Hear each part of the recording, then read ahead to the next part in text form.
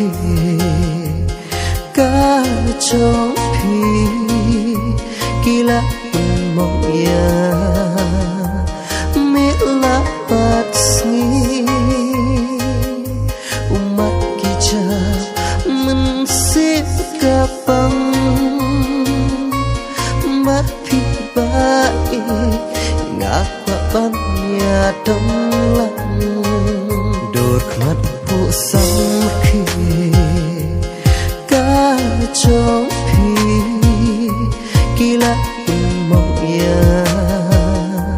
mila patsngi umat kita mensip kapang mat phi baik ngakwa banya domlang hấp đến chừng ya để cho nghi ngã qua bằng phấn lên sakti hình rây sao với phi rừng cầm mình xem dòng ngã các bách các thăng phi cula mình nắm ý sơ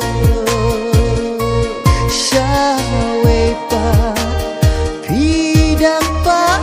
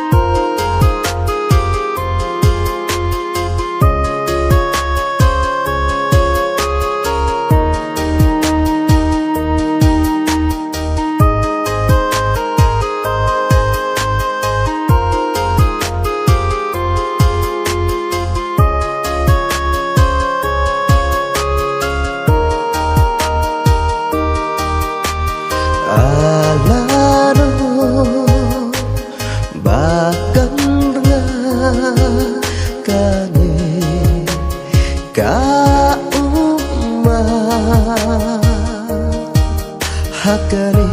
ka purthei satangwa me a